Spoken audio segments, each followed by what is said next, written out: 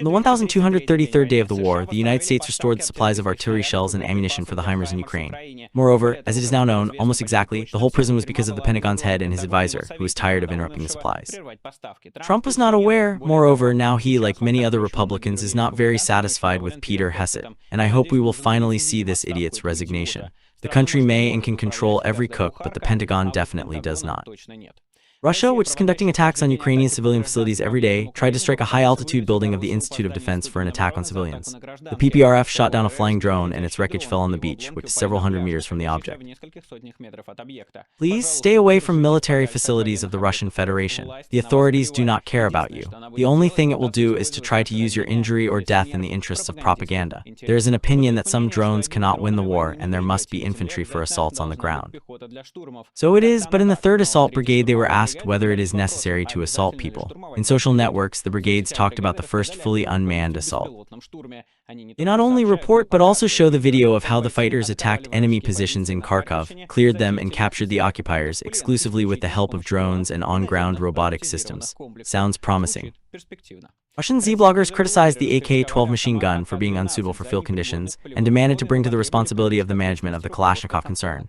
Many channels told and even showed that the gun was made of beep and sticks, and the sticks were clearly in the deficit. Also, Z-channels continue to say that the stormtroopers do not live long, and in general, in recent days, the military is actively complaining about high losses. It's not wise. The RF army attacks almost without armored vehicles, and in many areas in conditions when the advantage of drones is at the VSU.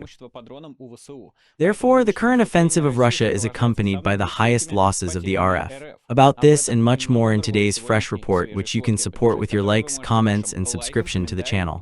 All these actions help promote the video, especially in your subscription. You can also support the channel financially. You can do it on Patreon. The link to it is in the description. And buying NVPN is a means to bypass blockages, which allows you to bypass blockages, watch YouTube at normal speed, use Twitter, Instagram, go to blocked media resources, use Discord, and probably in the foreseeable future use a Telegram in the sense that Russia seems to be preparing the ground for its slowdown or blocking.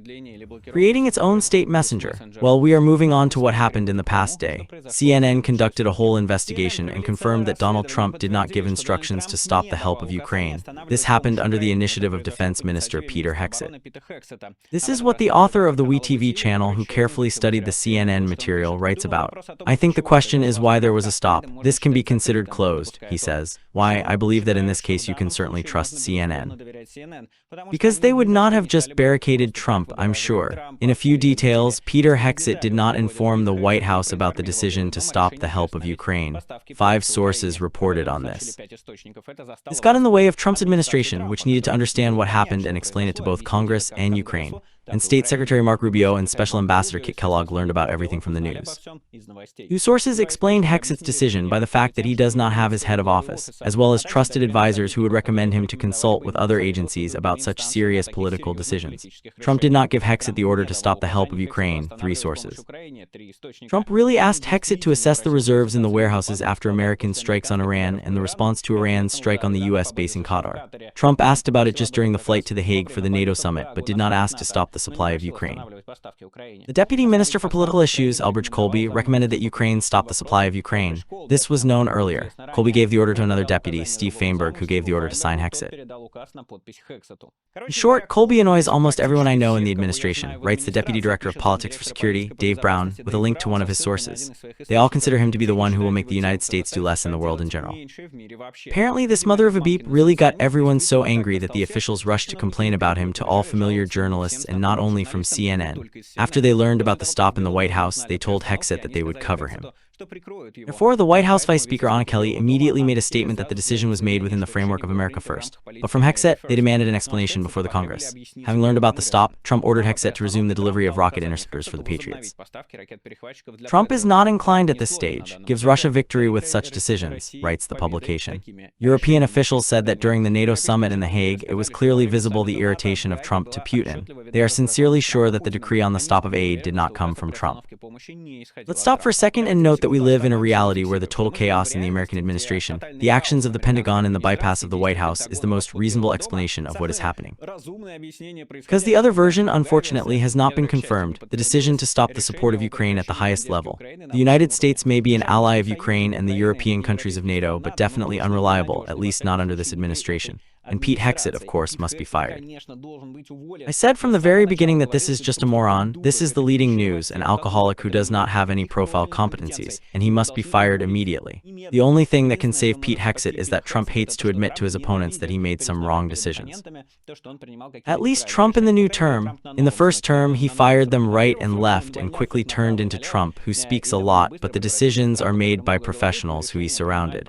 I hope that in this term we will see the same thing in the end.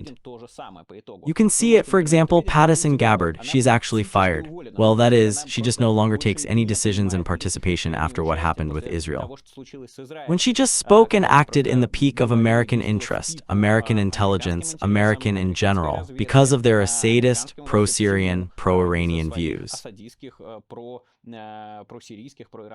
Well, pro-Syrian, pro-Assadist, that is, the former Syria, or rather Syria, which was before the overthrow of Assad. But she has not been officially fired yet. Again, Trump does not want to give a gift to his opponents. But I hope he will somehow stop doing it, because democracy and dictatorship are different. Dictatorship is afraid to show weakness, and democracy expels unprofessional people, and because of this it becomes strong. Therefore, I hope that Trump's drift towards adequacy will somehow continue, although it may break out at any moment. But for now, there are specific actions. For example, the Trump administration has resumed sending parts of the weapons to Ukraine a week after the Pentagon stopped some deliveries. This is reported by Reiter and Associated Press with a reference to the sources. The renewed deliveries include 155 ammunition and JMLRS missiles for the HIMARS, the agency writes. How much and when they will arrive in Ukraine is not clarified, but I hope they will not. This refusal to publicly declare deliveries is the right thing to do. From Germany and other European countries, it is time to stop giving Russia information on a blue screen. This is not the way to lead the troops. The American newspaper Wall Street Journal also reported with a reference to anonymous official lists that the U.S. President Donald Trump is considering the possibility of sending one more Patriot anti-aircraft missile complex to Ukraine. Later, Trump himself confirmed that Ukraine asked for another Patriot. The White House considers the issue. He said that this system is very expensive. Well, it's okay. For Trump's trillion-dollar military budget, this is a drop in the bucket. In fact, the transfer of such a system will become a serious test of Trump's intentions to seriously support Ukraine. Although, of course, the main trick is not in launchers, but in the missiles that the United States produces, not so much. In the new U.S. military budget, double the amount of money on the purchase of these missiles, but their production and especially its expansion, the process is not fast. Again, the ideal option is to transfer the license to Ukraine for their production. Ukraine produces everything that is possible and impossible faster, cheaper, and if it is done, it will be an incredible breakthrough. But I do not expect this in the near future because the U.S. is very much shaking for its monopoly on a part of, so to speak, those or other weapons. Let's see how it will go on. But if Trump really selects the Patriot, it will be the first in the history of the second term of Trump. The first step that will be already in addition to Biden's help.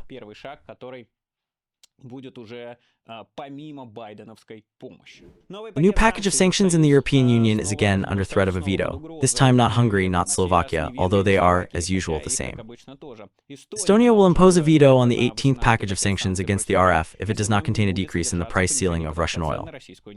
According to the head of the Ministry of Estonia, Margus Tsakkin, the decrease in the price ceiling should become the strongest part of the new package of sanctions. He emphasized that Estonia has a very clear position on this issue. The minister explained that the decrease in the price ceiling from the current 60 for a barrel of up to 45 initially consisted of the proposal of the European Commission. However, it is necessary not to exclude this position from the package. It is being promoted among the overseas countries with a large shipping sector, first of all Malta.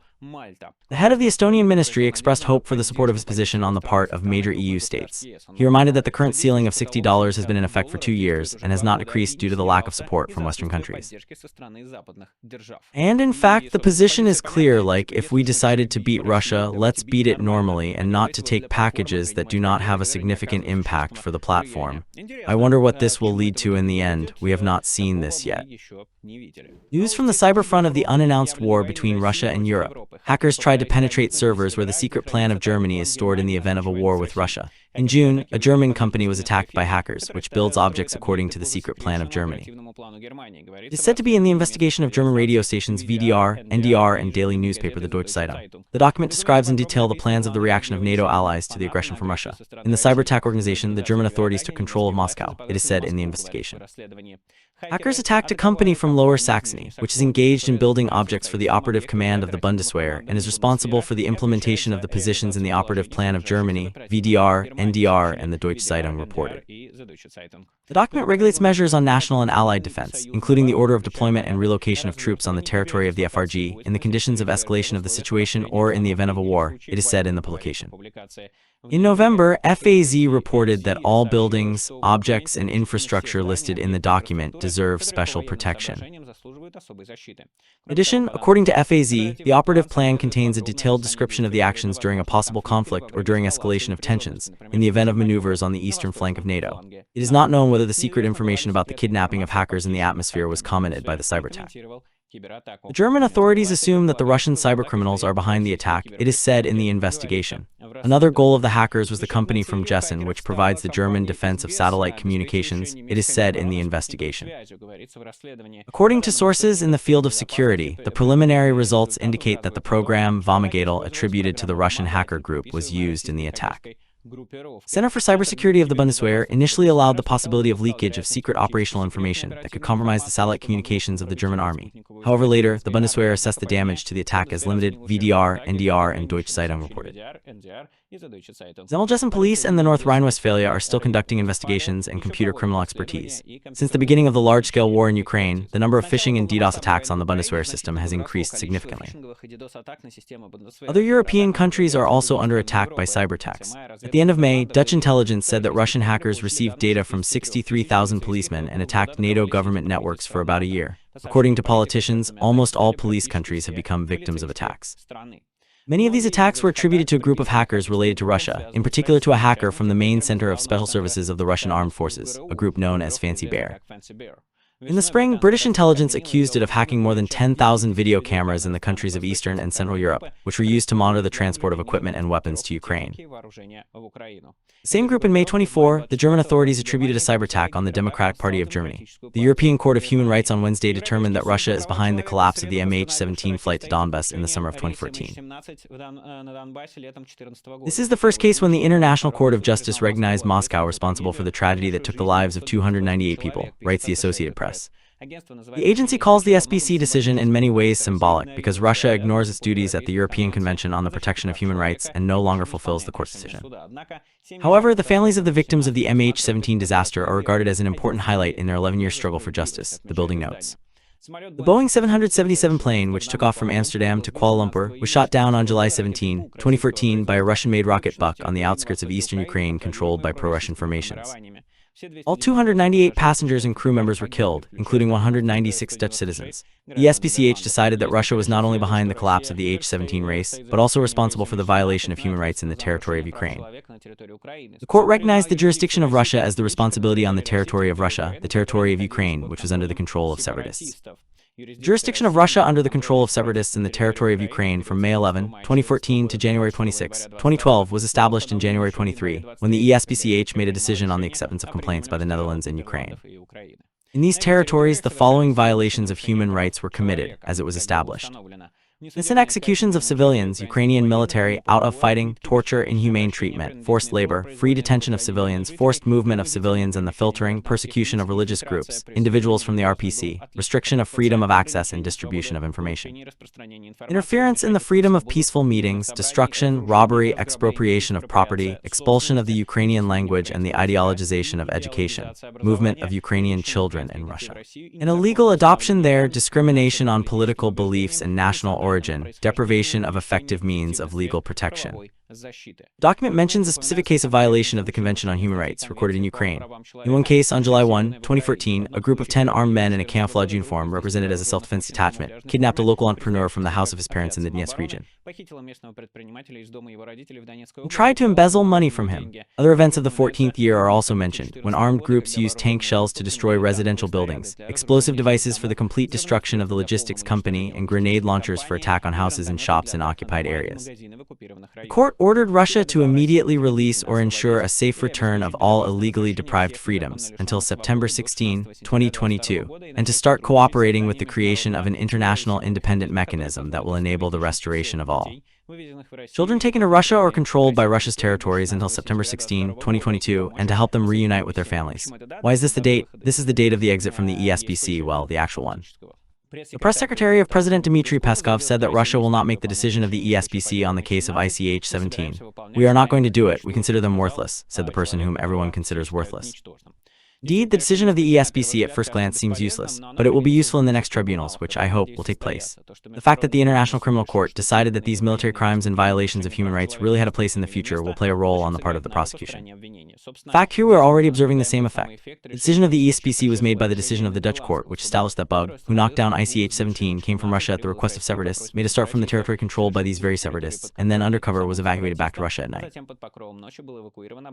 After that, it is the case of technology to establish the guilt of Russia. So this whole legal process is not for nothing. The main thing is to ensure that the guilty get to court, and preferably not only the executor. And now let's move on to the real aid to Finland and Lithuania. Next year, they will start the production of anti-tank mines for themselves and for Ukraine, says Trader. The decision is due to a military threat from Russia. Trader reports on this with a reference to officials from Finland and Lithuania. According to Deputy Minister of Defense of Lithuania, King Alex, the government of the country will order tens of thousands of anti-tank mines, or even more. We are going to spend hundreds of millions of euro on anti-tank mines, as well as on anti-missile mines. It will be a significant amount. Earlier this year, Finland and Lithuania announced the intention of going out of the TAV Convention, which prohibits the use of anti-missile mines. According to Trader's interlocutors, production can be launched after the process of leaving the convention, which takes 6 months, is completed. Let me remind you that Ukraine has also launched the process of leaving the convention, which removes the formal restrictions on the use of such mines. In this sense, of course, the desire of Lithuania and Finland to comply with the formal procedures is saddened. Despite the fact that in the conditions of constant attacks by a huge mass of the Russian infantry, these mines are needed in Ukraine even yesterday. Moreover, Russia just applies them without a conscience, not being a member of the convention. Of course, the danger of such mines for future generations is not going anywhere, and the cleaning of the mine territories will take, in the best case, decades. But now we are talking about the existence of the very future generations of decades, so the risks can be considered justified. Ukrainian military production is also rapidly developing, including with European assistance. The Czech company Excalibur Army has opened a representative in Ukraine for the military. Together with the Ukrainian Armament Company, a project to localize the production of large caliber artillery ammunition, in particular, caliber 155 mm, has already been prepared. The corresponding memorandum with the Ukrainian Armament Company was signed back in 1924. The launch of the ammunition production is scheduled for this year, 1925. According to the director of the Ukrainian Armament Company, Vladislav Belbaz, the company is ready to produce more than 100,000 shells of different types of caliber 155 and 50,000 shells of caliber 105, as soon as it receives a state order. At the initial stage, more than 50% of the production will be localized, and in the future this indicator will grow to 80%. Well, of course, it is important to support the specific Ukrainian brigades and divisions at our bottom level. Thank you very much to everyone who responded yesterday. Indeed, our yesterday's intensive in the assembly was covered by the day before yesterday, which failed due to the fact that YouTube basically cut it off. Thank you very much. There is not much left to collect, but nevertheless, we need to finish this assembly. Assembly of cars for the Nova Division into 2 cars. I remind you of their address. Greetings, we are a battalion of the Nova Unmanned Systems. We turn to Michael Nacke and his community for help in closing the assembly for car transport for our division. Glory to Ukraine, glory to heroes. QR code on Monobank in the description of Mono, PayPal, cryptocurrency, USDT, TRC20 and Bitcoin. Let's help Ukrainian defenders to protect themselves, fulfill combat missions, protect their country, relatives and loved ones, and stop the occupiers and aggressors. On the night of the 9th of July, the Russians broke another record for the number of air attacks launched on Ukraine, more than 700 drones and missiles in total. Apparently in the foreseeable future, it is really possible to expect launches of thousands of drones per night, which is warned by the Hungarian Sergei Flash Biskrsnov. The main targets were Lutsk and Zhytomyr. Apparently since the drones had to fly deep into the west of Ukraine, most of them managed to knock down or crush with the help of the REB, at least according to the Air Force of Ukraine. However, they also admit that they did not manage to shock any of the 6 launched Kinchalas. This is a rocket, although not hypersonic as it is often positioned in Russian propaganda. But it is air ballistic and there are no Patriots capable of knocking down the ballistics in the west of Ukraine. But Vladimir Zelensky responded to the blow, writing the following: the new large-scale attack of Russia against our cities was the largest number of air targets per day, 741 targets, 728 different types of drones, of which more than 300 are the Shadas and 13 rockets, the Kinchalas and Iskanderas. The majority of the targets were shot down, our interceptor drones were used, there are dozens of shot down targets, we are scaling the technology. Mobile fire groups also worked, there are dozens of shots down, thanks to all the soldiers for accuracy. Now in many regions of Ukraine, the consequences of the night attack continue to be eliminated. The main blow came to Lutsk, the damage is also recorded in Dnepropetrovsk, Zhytomyr, Kiev, Kirovograd, Nikolaevsk, Sumsk, Kharkov, Khmelnytsk, Cherkassk, and Chernihiv regions. This is an example of an attack right now when there were so many attempts to achieve peace to stop the fire and only Russia rejects everything. Another proof of the need for sanctions, painful sanctions against oil, which has been supplying the military machine of Moscow with money for more than 3 years. Secondary sanctions against those who buy this oil and sponsor the killing. Partners know how to pressure so that Russia is forced to think about the end of the war, not about new strikes. Everyone who wants peace must act, Vladimir Zelensky called. This night there was also a large-scale attack, but we will talk about them in detail tomorrow, when all the information will be known in detail. Russian PVO troops in the meantime shot down a drone over the beach in Kursk, as a result of which 3 people were killed and 7 wounded. Nestor Hinstein, a temporary governor of this region, found out about the purposeful strike on the city beach. Nearby is the branch of the 18th Central Research Institute of Defense. On Wednesday night on July 9th, Kursk was attacked by BOPLA. 3 people were killed, including, as I said, a staff member of the Rose Guard. 7 were wounded, including a 5-year-old child. All of them were at the time of the attack on the city beach. As Nestor found out on July 8th at around 23 o'clock on the territory of the city beach in Kursk, BOPLA was hit down by the PVO of the Ministry of Defense of the Russian Federation. The wreckage of the already hit UAV was dropped on the beach, Nestor's sources confirmed. As a result of the fall of the wreckage, BOPLA, including Polina Minishkina, her 5-year-old son Anton, found out about Nestor. Approximately 600 meters from the beach in Kursk, there is a branch of the 18th Central Scientific Research Institute of the Russian Ministry of Defense, which occupies the territory of 6 hectares. The agency paid attention and was convinced by Nestor's maps. The 18th one has historically been engaged in the development of a radio reconnaissance system, remote satellite communications, and coding. It is still engaged in the production of radar and radar equipment, as well as the activity that provides military security for Russia, according to Spark Interfax.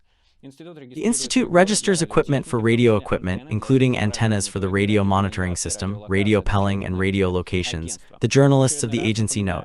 Once again, I remind the Russian state not to bother with you. Stay away from any military objects. The actions of the Russian PBRP can lead to the fact that UAVs and their debris will fall on neighboring military objects, including, for example, on the beach.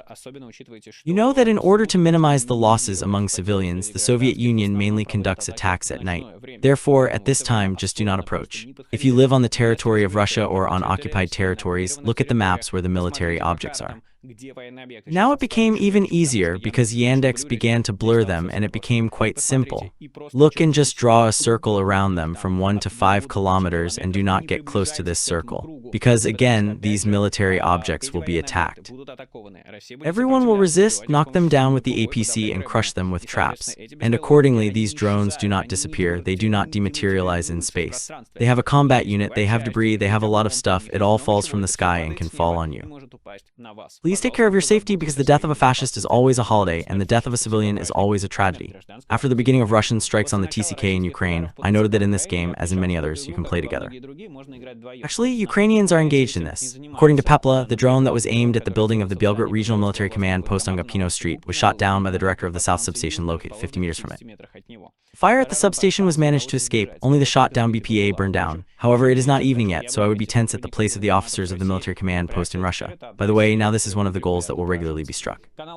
Channel Lokogora publishes satellite images of the consequences of the BPA attack on the Krasnozavodsk chemical plant for the production of combat units for the shacks. This is a landscape image at a very low resolution, but the damage was so large-scale that it was noticeable on it. According to Lokogora, the BPA was hit in one of the production hangars. Judging by the pictures, the roof fell off. The picture shows a spot about 30 meters in size. Let's hope that production has stopped for a long time. Such modernized combat units are used specifically for terrorist attacks on peaceful cities of Ukraine. We will talk in more detail in the near future in a video about the strikes, about this and some other strikes. You may wonder why the last 2 days there are almost no strikes from the Ukrainian side, at least large-scale ones. This is a good question, and I think we will see a good answer in the near future. Turn, Vasin and the project Cyberrushny studied the consequences of the strikes on a military facility in Bryansk in late June. This is what the analysts write. As a result of 2 attacks in the period between June 24 and June 28, 3 buildings were damaged in the territory of the 160th Material and Technical Center of the city of Bryansk. A hangar with a railway ramp, a repair workshop, a building that functions as a terminal for loading military equipment on a railway platform. On the last 2, the dismantling of the damaged part of the roof has already begun. The object provides storage, maintenance, and overloading of artillery weapons, ammunition, GSM, and military equipment. The presence of railway infrastructure makes it critically important for the supply of troops, the assenters note. Now let's move to the battlefield and see what's going on there. ZVN blogger Anatoly Radov discovered another Ukrainian counterattack in Sumchina, which was previously described by Konstantin Mashevitz. The Sumchina region is the work of the aviation artillery against the enemy in Andriivka, he writes. As you can see, the Soviet Union is trying to surround our fighters in this area. This is the environment that I told you about. According to Radov's map, it is quite clear what is happening. Ukrainian forces are trying to surround the besieged Russian front units in order not only to stop the offensive in Sumchina, but also to finally drain the offensive potential of the Russians and throw them closer to the original borders. Let's wish them good luck and move on. States reports on the progress of the Russians in the Yablonov region on the road to Kostyantynivka from the south. At the same time, in the Dlivka region to the north of Toretsk, the Ukrainian defense forces were able to stop a mechanized assault on the tanks with Tarmangals. The project Wararkiv is listed in the video and describes the events as follows. On 2 tanks, armored vehicles with infantry, the Russians tried to storm and advance on one of the front units. However, the attack took place under the blows of Ukrainian artillery with the drop of bombers and FPV drones. The entire Russian assault group was eliminated. One tank was completely destroyed, the second was defeated and destroyed. The village of Dalvka, Donetsk region. The abandoned tank was considered closer. Ukrainian military expert Andriy Tarosenko studied the video with him and notes that this is no longer a tank at all, but in fact a heavy BTR, the shortcomings of which are discussed in many Z channels on the front. An old mine vehicle and infantry transporter with a massive superstructure describes the construction of Tarosenko. This is no longer just a Tsar mangle, but a functional superstructure for transporting infantry, performing additional functions in the absence of BMP and BTR armored vehicles. The roof is protected by braided slats and steel ropes, a similar solution for boards made of wire with a larger section. On the roof, you can see several FPV drones with a non-workable load. The doors on the sides are adjusted downwards. The passages are protected by rubber-wrapped slats. Such products are produced by the Russian garage VPK, while those continue to sculpt the self-propelled Brother Graves, more famous as the BMP-3, and Chemizov continues to assure everyone that this is the best infantry combat vehicle in the world.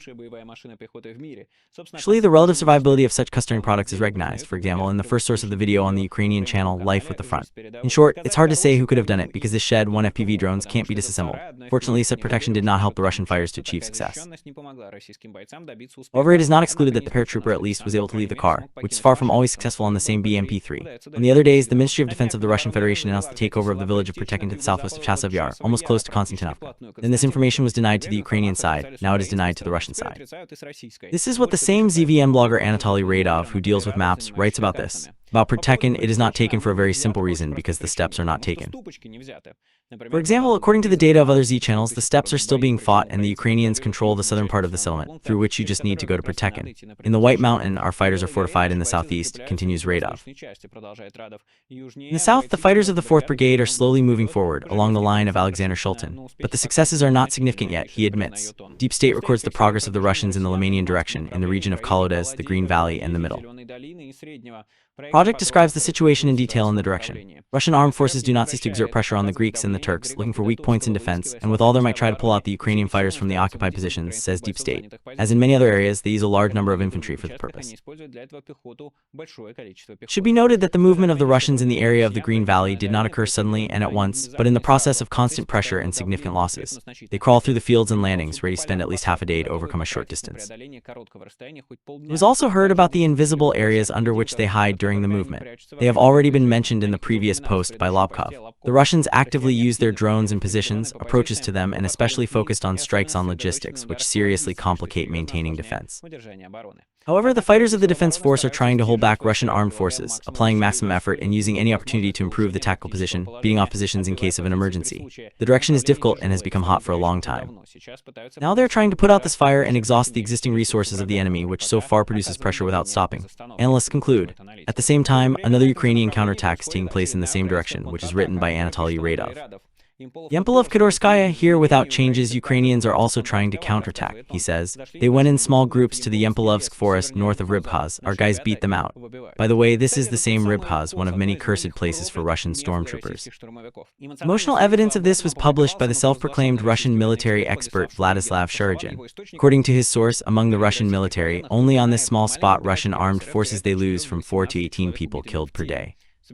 Shurigin's friend suggests to use shacks as a frontline means of destruction. By the way, this is potentially a rather serious threat, as the shacks are many times weaker, but much more accurate than the Russian cab, and some of them are generally remade into giant PV drones controlled by operators. I hope that the unmanned interceptors will help here if the threat still pretends to be in life. While the Russian army is dreaming of the shacks, the 3rd Stormtrooper is actively improving the use of unmanned vehicles, including ground-based ones. In the social networks of the brigade, they talked about the first fully unmanned assault.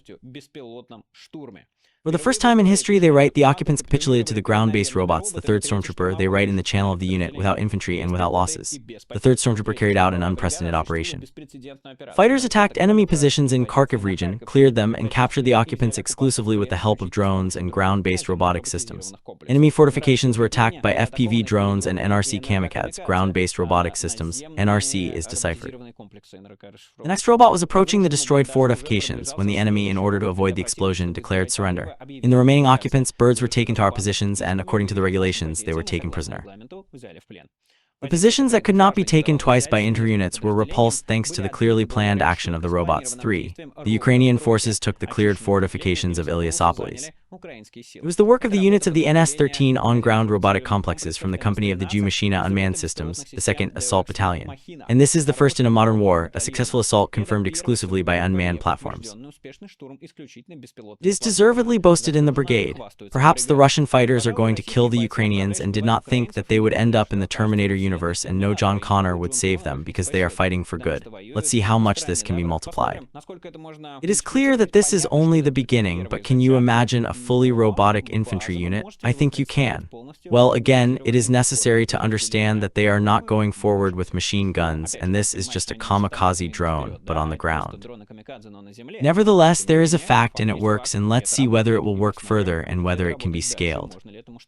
Because while Russia is increasing the amount of meat and sending meat assaults to more and more people, Ukraine is on a different path, not trying to interrupt meat with meat, but trying to make sure that as few people as possible are involved in direct defense and attacks. The wall of drones, well, as we see the future of this war, the country of Ukraine at its best, the wall of drones for defense and infantry robotic units that are moving forward. It would be great. Let's see if Ukraine will be able to do this. 2 powerful defensive borders are being built in Ukraine, 20 kilometers from the front line, according to a researcher under the nickname Klemen Malin. He notes that they pass in the rear of the main cities of the Donetsk region, which remain under the control of the OSU. The researcher believes that the construction of these lines is part of a new defense strategy in the event of a complete loss of Donbass. According to the researcher, the fact is that the relief outside the Donetsk region is mainly fields and another open area, so it will not be possible to defend there, relying on settlements as they are located much more scattered than on the industrial end. Developed settlements in the past before the arrival of the Russian world in Donbass. This is due to the need to build long defensive borders. Unfortunately, the problems with the construction of defensive structures were solved too late, so the line does not pass in front of Pokrovsky and Kostyantynivka, but behind them. It is very good that Ukraine is preparing even for the most unfavorable scenarios, but I still expressed a careful hope that these lines will never have to be used. FPV drone operators of the Warag team unit have destroyed a rare Russian system of remote mining landmines, says the military newspaper. The corresponding video was published in their Telegram channel. The machine was discovered at one of the front sites when it fired at the Ukrainian positions. After that, the Ukrainian Special Forces began to hunt it with the help of FPV drones. After the first attacks of the Ukrainian drones, the Russian system tried to leave the highway from the place where it was first spotted, but the occupants failed to do this. The landing gear of the drone was stopped, and then its complete destruction began. After several hits in the FPV drones, the Russian system caught fire, its cabin was destroyed. What happened to the Russian crew is unknown. The ground-based combat vehicle is an 8-wheeled armored vehicle on the KAMAZ chassis, equipped with 2 blocks of 25 projectile shells each. The system is designed to quickly create minefields in particularly dangerous directions at a distance of 5 to 15 kilometers. It produces a hull with projectile shells that provide a remote mine installation in a given area. Ukrainian volunteer Sergei Sternenko clearly demonstrates the advantages of optical fiber drones. That's why drones are needed on optical fiber. He comments on the published video of the use of FPV. SIGIN operators from the 53rd Separate Mechanized Brigade, with the help of such a means without losing contact, flew under the grid, which the Russians hung on the road, and flew right into the center of the decision-making center of the Russian soldier. That is, into the ass. This is the meme of Ukrainian drone operators. Just in case, I will explain that such a fin with the help of an ordinary FPV is almost impossible to do. He needs a direct radio channel with an operator, and when working close to the ground, the obstacles can become elements of the relief between the drone and the pilot, and at long distances, the curvature of the Earth's surface. By the way, Sternenko is now conducting a large selection of opto-Volochan drones. At the last moment of viewing the report, it will most likely be time to join him on the requisites in his channel. Russian Z-bloggers criticized the AK-12 assault rifle for being unsuitable for field conditions. We demanded to bring to the responsibility of the management of the Kalashnikov concern. The channel on the Western Front, without changes, paid attention to this. In particular, Yegor Guzenko, the 13th, who had previously called Vladimir Putin a beep grandfather, who had claimed to be a traitor in the Kremlin and threatened to go to the Kremlin. He emphasized that criminal cases simply have to appear in relation to the management of the enterprise. At least for the AK-12, they must answer, "Fuckers, so that your hands dry, you scum, I'll tell you more." In short, the guys from this concern, I'm just replacing all the swear words because YouTube is now especially watching everything, and probably you are also not very interested in listening to constantly stuttered. In short, the guys from this concern sell the finished AK-12 to our Ministry of Defense, and the main thing is that all the rulers are satisfied with this, although everyone says and knows that the AK-12 is the same as its design, he wrote. Another air blogger called Alex Parker also voiced the same point of view, who noted that the machine is subject to corrosion, easily clogs with chips, often gives short circuits after turns, is not suitable for any conditions, and after all, no one could think about it, he complains. The problem was also noticed by the militants of the DSHRG Rusich, which sold the AK-12 to Ahmet. In their Telegram channel, photos of the AK-12 were published, made, as stated, after 3 days of operation of the machine in a wet environment. Without direct influence of precipitation, they write, just look at the quality of the metal. Half a year in use, regular service, they say in the message. Amazing, of course, the machine has been in service since 2016. It managed to participate in 2 wars in Syria and Ukraine, and at the same time has not been brought to mind. On the other hand, there is nothing amazing here. Fortunately, we have the most common situation for the Russian PC. Nothing wrong with the grandfatherly AK-74. There are still a lot of them in stock, and if necessary, they dig up the PPSH. In the end, what is the difference with what weapon in hand to die from a Ukrainian drone, flying or going? The author of the channel on the Western Front, Infinitely, Ivan Filipov, found an interesting post about the features of the short life of Russian stormtroopers. This time I would like to thank him for paying attention to the less famous Zetniks, whose posts are often more interesting because they are less subject to self-censorship than large channels. Though that's what they write in the channel Namnik and Vandai. For almost 4 years of the Soviet Union, the attitude towards stormtroopers has not changed fundamentally. Stormtroopers are one of the most risky specialties on the LBS, and the chances of taking it seriously for a long time are close to zero. Seriously, I have not met people who have been successfully doing stormtrooper work for a long period of time. They certainly exist, but their number is very small. Therefore, in my opinion, the word experienced stormtrooper is an oxymoron. Is it necessary to do something about this situation? The question is open. Do not know of the units that have successfully and massively, I emphasize massively, carried out stormtrooper operations, and at the same time do not have large losses among stormtroopers. There is no one to appeal to here. Even Wagner in the course of the Bakhmutsk operate carried huge losses. Unlike many other units, the difference was only in the fact that these losses gave a result. At the moment, the situation with stormtroopers is very simple. This is confirmed by anyone who is in the subject. A person who got into the stormtrooper and survived several roles strives to go to a different position one way or another. A person who is not in the stormtrooper is motivated to work, including the fact that in case of what, he will go to the same stormtrooper. This is how we live, the author of the channel points out. Well, you live, but I hope you don't live long, I point out. In fact, such a vicious circle is another reason for the major Russian losses in the storms. In addition to the bad preparation of these storms, since the stormtroopers do not survive, they cannot accumulate and pass on the experience, which, as a result, one by one, comes to the same loots and other engineering barriers. There's a way out of this death loop. There is an investigation, cooperation with artillery, drones, and other forces and resources, but for this you need a fairly high skill of officers, and this you will not find in the Russian army day and night. And here is one of the many stories of such single-use stormtroopers. Sadikov Mark Erikovich, a member of the Soviet Union, a veteran of military actions, recorded a suicide video with a request to convey information to his relatives and colleagues. He reported that Major General Solovyov, nicknamed Gorman, the commander-in-chief of the DPR commandant, illegally transferred him to the 111th Regiment of the 9th Guards Fire Brigade without his consent, forcing him to write a report. After the transfer, he was demoted to a post and was forced to write a report on a sergeant position, which contradicts his combat experience and status. Mark, a graduate of the Russian military police, served 7 years in the military police. He remembered this place in vain. In this place, Zitnik is listening to the story about the military field, and the choir will say that he needs it. The officers of the unit, including the captain with the nickname Bakar, were surprised and began to find out how it happened that the former worker of the VP ended up in a non-existing link. Later, it became clear that the command to zero out was sent to him. At the same time, Sadikov had a serious leg injury with the metal plates installed, which was confirmed by medical documents.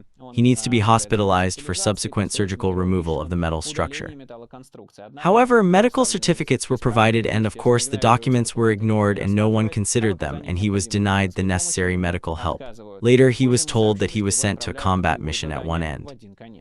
Today they came up to me and said that today they would dress you, give out weapons, and tomorrow they would lead you to the LBS. But for you to understand, the LBS will be on the same road.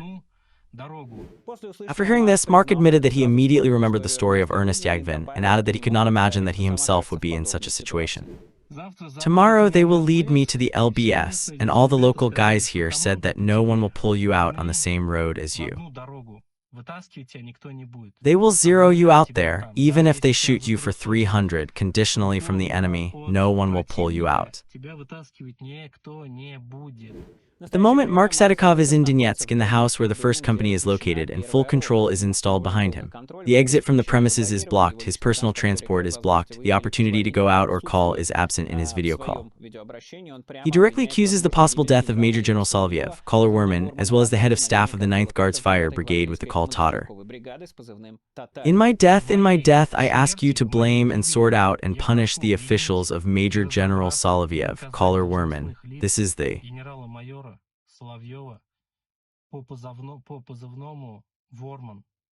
commander of the DPR. Mark also reported that he repeatedly appealed to all sorts of agencies, including the Military Prosecutor's Office and the Investigation Committee. He directly stated that he was being tried to cancel. In response, he was told that the consideration of the appeal would take up to 10 days, and in the Investigation Committee up to 30. Without real help from the state agencies, he appealed to the public with a request for support to stop the event and prevent his death. They want to cancel me, they sent me, there are instructions on the top. There is such a boss of the staff, Tatarin, in the 9th Brigade. He personally called the local and said, "What about him?" He says, "I want to cancel the instructions on the top. That's it. I ask you to figure it out when I'm gone. This video will come up, and if you are already watching this video, then I am no longer alive, or they will serve me as I am without a trace." What can you say? Well, again, some incredible patience strikes. Did they give you a machine gun? They said, "Go die, turn around, give a turn to the old man who gave it, give the next one." Yes, maybe they will kill you, but they will kill you anyway, even if you shudder, even if there are some chances. But no, it's better to endure and publish a tearful video. With Ernest and Gudvin, there really was a big resonance. However, it did not help them in any way. Moreover, those who sent them to the reprisal were also not punished in any way. And here only I perhaps mentioned him and everyone else will forget. Well, the channel Don't Wait for Good News, which regularly views all the Russian publics, all the Russian everything in order to collect just such collection. What to say? You are once again, do not go to war. And if they have already come, if everything, if you are zeroed out, if you are considered traitors to your commanders, if you understand that you will die tomorrow. Well, try to punish those whom you consider guilty, try to punish that very commander. I do not understand, but this is some kind of imbecilism. That is okay, to this moment, to the moment when you already know that you will die. I'm so good, it's scary to hope for something here and there. Well, that's it, you know that you will die tomorrow, everything is known. own, and they told you they will give you a gun and send it. Okay, at the moment when they give you a gun, you can try to do something. That is, I do not know how I would have done in this situation, honestly, but I want to believe and hope that I would at least try. If someone forgot, then the so-called heroes from the VO are not needed on a civilian, not during life, not after death. Then another reminder came. Olga Atkasheva, mother of a dead fighter, Sergei Petrusheva, born in 2002, filed a complaint against the humiliation of the memory of her son and the inaction of the local authorities. 2004, Olga appealed to the head of the village administration of the village of Nefeld, Yezvenko Natalia Anatolievna, with a request to allow the installation of a memorial board in honor of the son in the house where he was born and grew up. In response to the request, the family heard an insult. And before discussing the size of the board, the location of it, the inscriptions, the color of the board, I came across an insult from her in the direction of my son and me.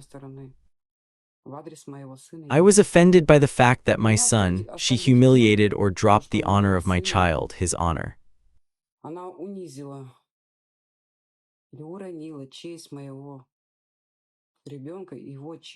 And who is he? The board is placed only by the hero, and he is not a hero. He is not a hero, I beg your pardon. Who says he is not?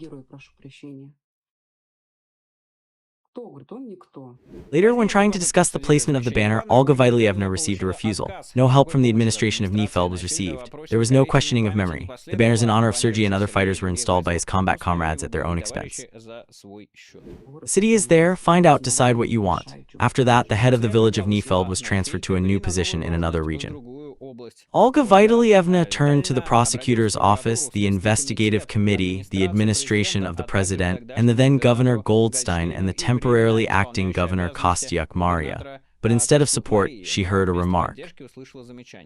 You, Olga Vitalievna, stop taking revenge and do not disgrace your son. Forget about everything, that's all.